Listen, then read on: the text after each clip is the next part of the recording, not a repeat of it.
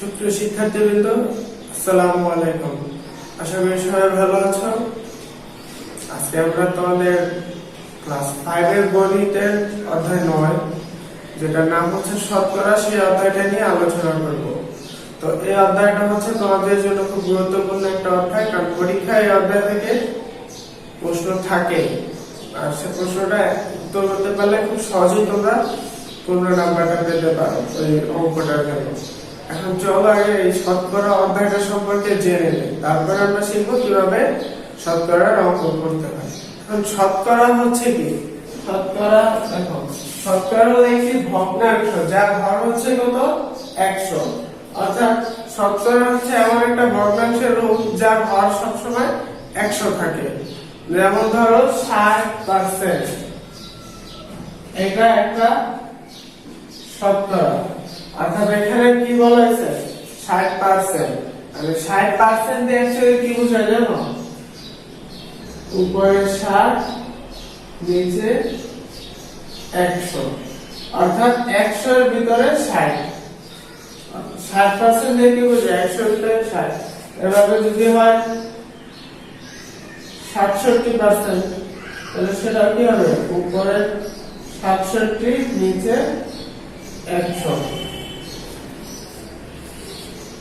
অর্থাৎ এখানে যে পার্সেন্টেজ চিহ্নটা বা শতকরা চিহ্নটা, এটা দিয়ে অ্যাকচুয়ালি বোঝানো হয় এই যে দাগ এবং তার নিচে যে 100, এই জিনিসটাকে বোঝানো হয় এই চিহ্নটা দিয়ে। অর্থাৎ ওই 67% দেওয়া থাকলে অর্থাৎ বুঝবা কি 67 কে 100 দ্বারা ভাগ। তো এখানে যদি তোমার দেওয়া থাকে ক পার্সেন্ট, তাহলে কি লিখতে হবে? ক ভাগ 100। এটা হচ্ছে শতকরার রূপ। পরবর্তীতে দেখো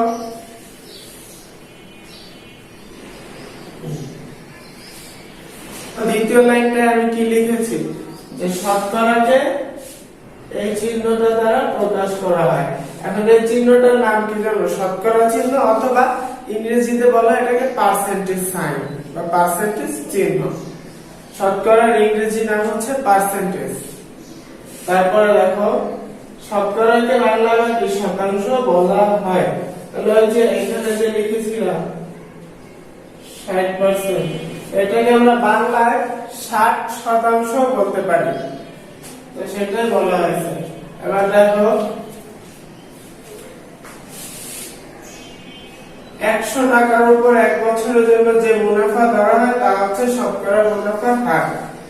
এখন এই অধ্যায় অঙ্ক করতে গেলে তোমাদের এই মুনাফা ব্যাপারটা আগে জানতে হবে। মুনাফাটা কি? মুনাফা হচ্ছে যখন তুমি ব্যাংক থেকে কোনো টাকা ঋণ নাও, তাহলে সে ব্যাংকে তুমি যে টাকা ঋণ নিয়েছো তার চেয়ে অতিরিক্ত কিছু টাকা ফেরত দিতে হয়।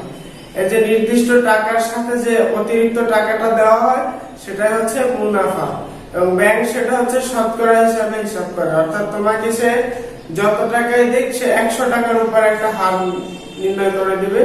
ধরো যে 7%, অর্থাৎ তুমি যদি ব্যাংক থেকে 100 টাকা লোন নাও, তাহলে তোমাকে 100 টাকার সাথে অতিরিক্ত 7 টাকা ফেরত দিতে হবে।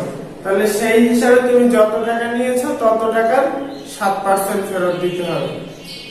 তো সেটা হলো কিভাবে হিসাব করা হয়, সেটা হচ্ছে এখানে দেখো যে কত হার। ধরো তুমি 5000 টাকা লোন নিয়েছো এবং তার সাথে অতিরিক্ত 700 টাকা ফেরত দিয়েছো।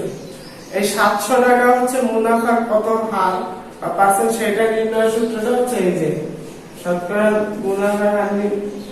সেটাই হচ্ছে এখানে বলা হয়েছে যে 100 টাকার উপরে যে টাকাটা মুনাফা ধরা হয় তাই হচ্ছে কি শতকরা মুনাফার হার। আর এই মুনাফার হারটা নির্ণয় করার সূত্রটা হচ্ছে কি, উপরে মুনাফা গুণ 100, নিচে হচ্ছে সময় গুণ আসল।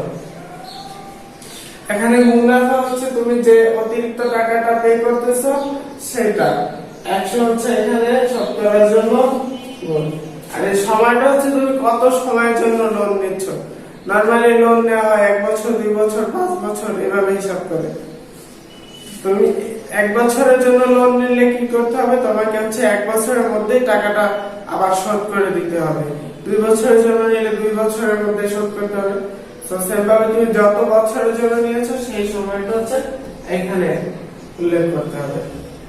আর আসল হচ্ছে তুমি মেইন যে টাকাটা নিচ্ছ ব্যাংক থেকে 5,000, 10,000, 5 লাখ, 10 লাখ যাই নাও কেন, সেটাই হচ্ছে তোমার আসল।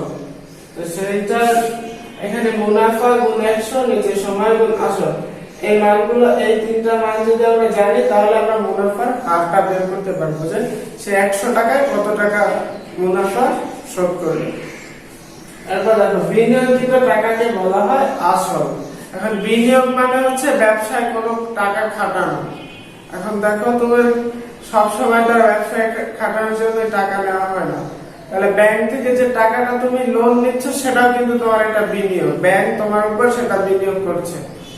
তো তাহলে কি সেটাই হচ্ছে কি আসল। যে ব্যাংক থেকে যত টাকা লোন নিবে বা তুমি কাউকে যে পরিমাণ টাকাটা ধার দিচ্ছ সেটাই হচ্ছে আসল।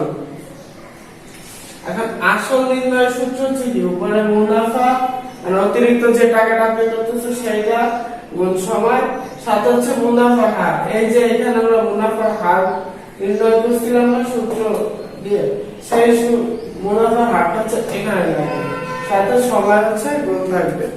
অর্থাৎ তুমি যত টাকা লোন নিয়েছো তার জন্য কত টাকা মুনাফা পে করছো, তার সাথে 100 গুণ, সাথে মুনাফার হার, তার সাথে হচ্ছে সময়ের গুণ। তো সেটা দিয়ে উপরেটাকে ভাগ করলে আমরা আসল টাকাটা পাবো। এখন দেখো এখানে বলা হচ্ছে মুনাফা।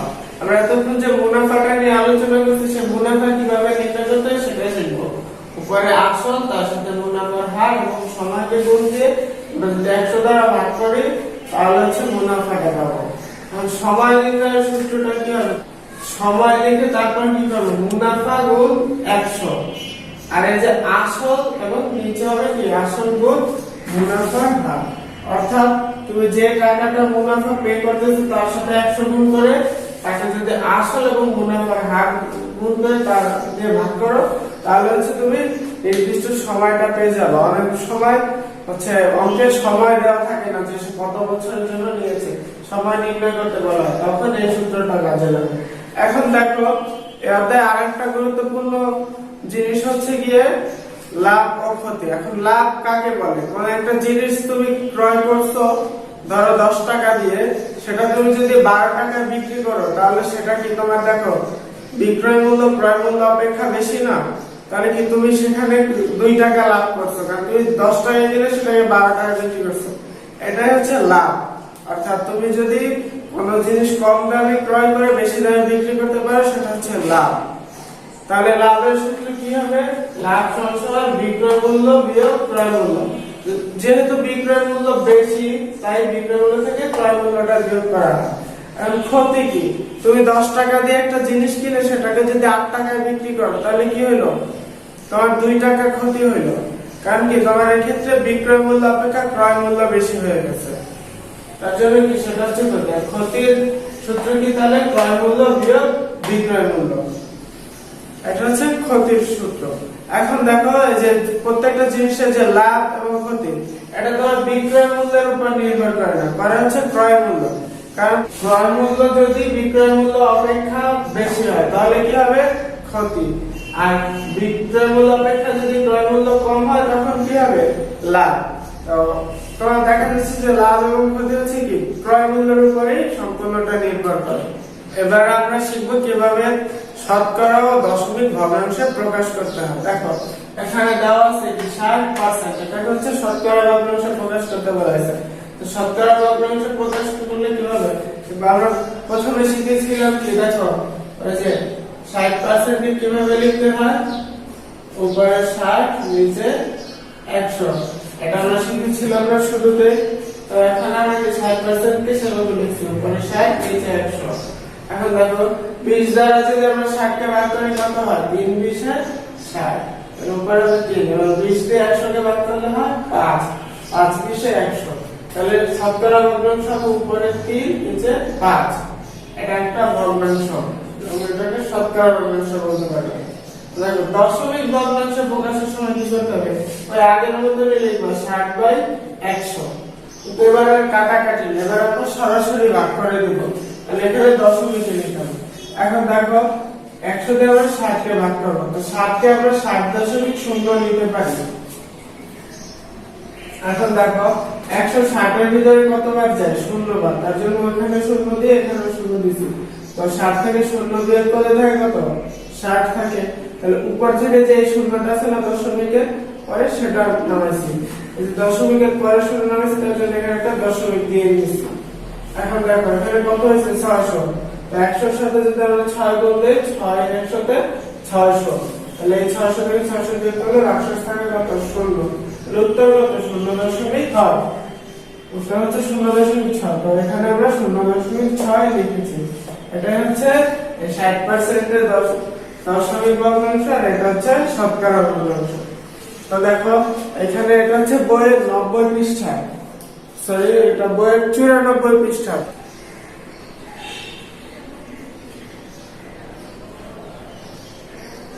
তাহলে একই রকম এখানে আমরা লিখি, দেখো 125%। তাহলে কিভাবে লিখবো? উপরে 125, নিচে 100। এখন 25 দিয়ে যদি ভাগ দেয় তাহলে কি হবে? 5 25 125 এবং 4 25 100। তাহলে উপরে 5, নিচে 4। এটা হচ্ছে কি তার শতকরা ভগ্নাংশ। এবার দশমিক ভগ্নাংশ দেখি।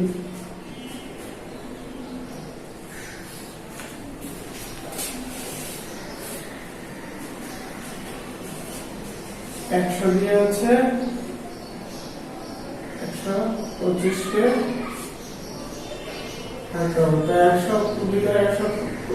125 এর ভিতরে 100 দেয় একবার।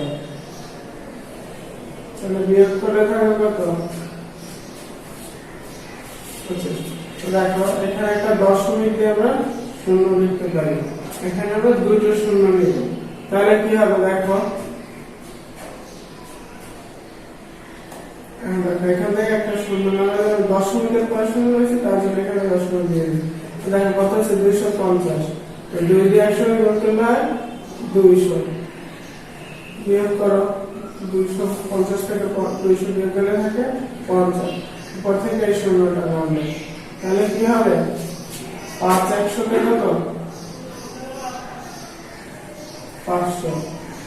তাহলে ভাগশেষ হচ্ছে 0। উত্তরটা কত হবে? 125 ভাগ 100 সমান কত?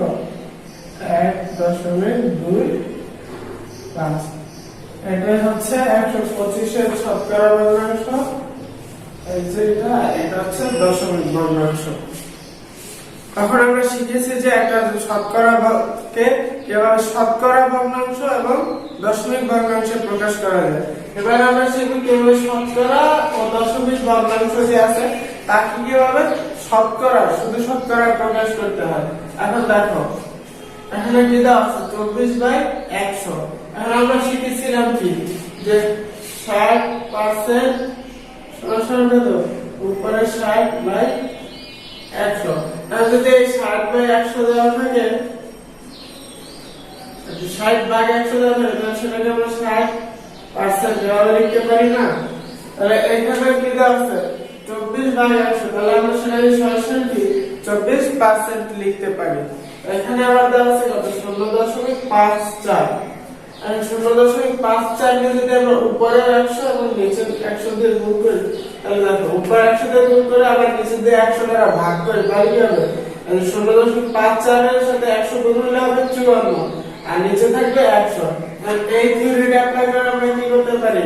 54/100 কে কি লেখা যায়? 54% লিখলাম, সেটা বুঝতে পারছো নিশ্চয়ই। এখন দেখো এখানে আছে 21/50। এখন আমরা জানি শতকরা প্রকাশ করতে হলে নিচে কত লাগে? 100 আর নিচে দেওয়া আছে কত? 50। তার জন্য দেখো 50 কে 100 বানাতে হলে কি করতে হয়? 2 দিয়ে গুণ করতে হয়। তো নিচে যদি আমরা 2 দিয়ে গুণ করি তাহলে ভারসাম্য বজায় রাখার জন্য কি করতে হবে? উপরেও 2 দিয়ে গুণ করতে হবে। 21 এর সাথে 2 দিয়ে গুণ করলে 42 আর 50 এর সাথে 2 দিয়ে গুণ করলে 100। তাহলে এখানে 42/100 সমান কি? 42%। এটা হচ্ছে এটার উত্তর। আশা করি বুঝতে পারছো। তো এই যে 95 পৃষ্ঠায় এরকম আরো 3টা অঙ্ক দেওয়া আছে, সেই অঙ্ক তিনটা তোমরা নিজেরা বাসায় প্র্যাকটিস করবা, দেখবো সেগুলো তোমরা করতে পারো কিনা। যদি না পারো তাহলে কমেন্ট বক্সে কমেন্ট করে জানাবা, তাহলে আমরা সেগুলো সমাধান করে দেখবো। তো আজকের ক্লাসটা আমি এই পর্যন্ত রাখছি। পরবর্তী ক্লাসে আমরা এই অধ্যায় সম্পর্কে আরো বিস্তারিত আলোচনা করব এবং পরবর্তী যে অঙ্কগুলো আছে সেগুলো করব। পরবর্তী ক্লাসটা দেখার আমন্ত্রণ রইল। সেখানে শেষ করছি। আল্লাহ হাফেজ।